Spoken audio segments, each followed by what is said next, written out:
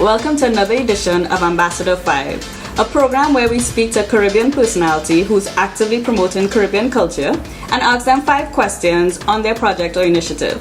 I'm Marissa Williams, and today I have the pleasure of speaking to Keisha Huggins, the creator of FET NESS, a Caribbean cardio movement. Welcome, Keisha. Thank you. It's a pleasure to be here. So, Keisha, tell us a little bit about yourself, your journey into fitness, and more importantly, what inspired you to start FET NESS? Well, my journey into fitness, I've been in the fitness industry for about 20 years. I've been in health and wellness for 20 years. I recently got my personal certification, and I also got certified by AFA, which is the American Fitness and Aerobics Association. And so the actual idea of a class came from, I had been going up and down on my own personal weight journey.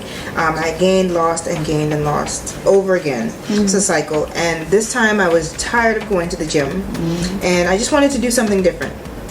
And I enjoy my culture, my Caribbean culture. I love to party, but I was getting a little too old. So I decided, well, why not combine what I love to do and see how it's already a workout. I actually got the name FET NESS from going to Cooler FET, which is one of the biggest parties in Atlanta. Take up Demolition Crew. And my friends, I mean, we had such a good time. It was 5, 6 o'clock in the morning, and they were still going. And the next day I said, you know, you had to have lost at least 1 pound. And so from that I said, wait a minute, that's a great idea. FET, you always come out, you're wet, you know, you've had lots of cardio, lots of jumping, lots of waving. And I combined that with fitness, and that is how we came up with FET NESS. Nice. So tell us a little bit about the challenges, because I'm sure it was not an easy journey bringing something like this to the southeast region of the US. So tell us about some challenges you faced. Oh, definitely some challenges. Definitely people just thinking that this was just another easy dance class, that it was just Caribbean style Zumba. So definitely this has been a challenge to introducing to people that this is a full fitness program. We started out with Caribbean cardio only because the movements that we have when you're fetting, you're jumping, you're whining, you're going down, they do mimic fitness exercises. You have to squat to wind down low, so you're using your quads, and when you're whining, you're moving your waist. So all of those things were cardiovascular.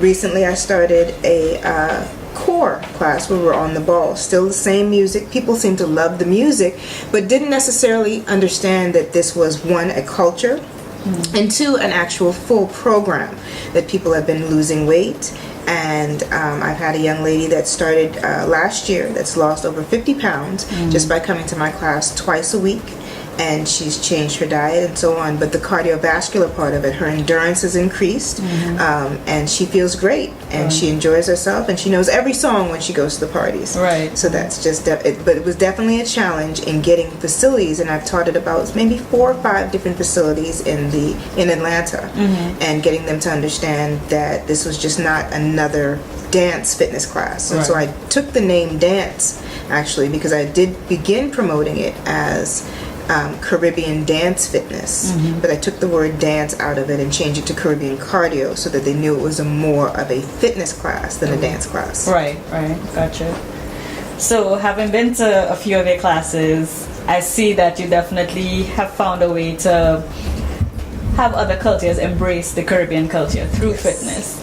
So on that tip, tell us a little bit about one of your most proudest moments, I guess, with doing this program.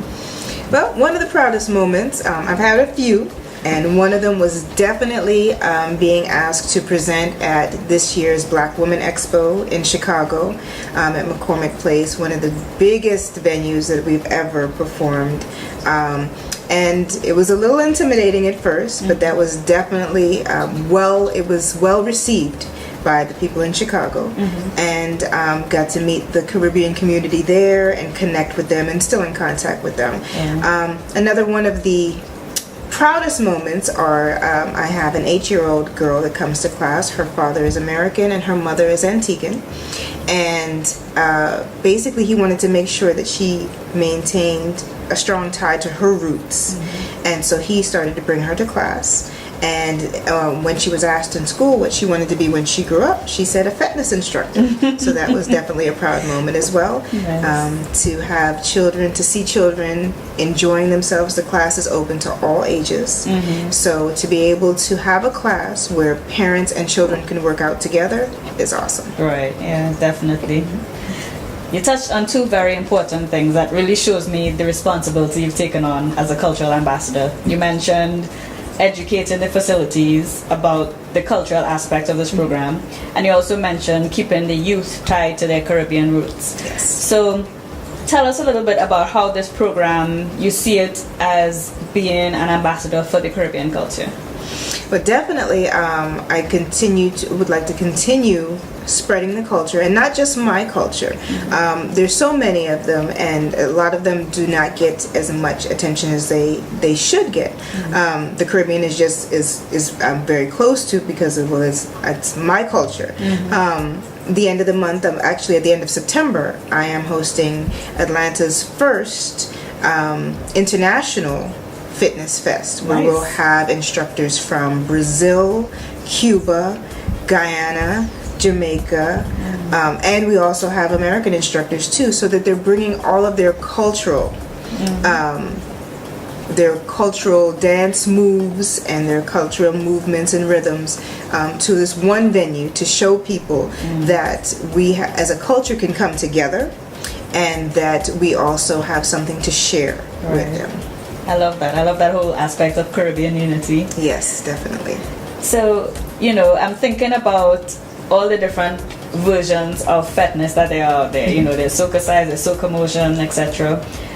Tell us a little bit about the business behind FET NESS and how you plan to differentiate this within the next 5 years to make sure it stays strong and grows.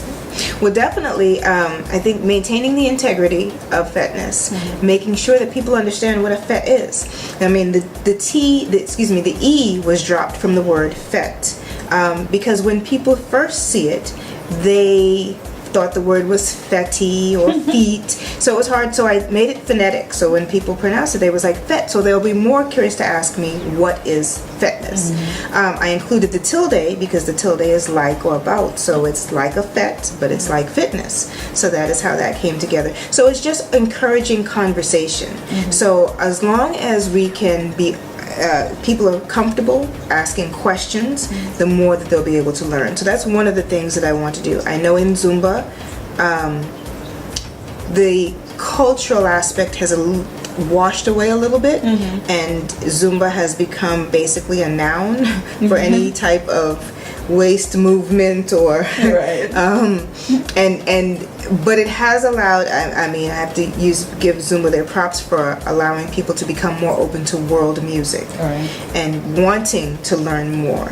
So this has just provided an excellent opportunity to be able to share my culture, to share my weight loss journey, and to promote people to continue moving. Nice.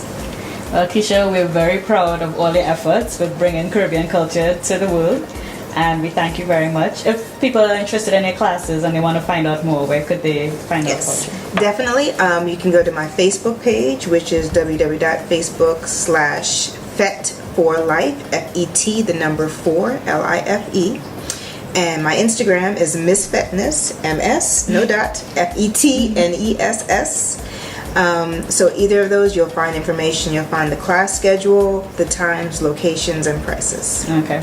Thank you very much. Thank you.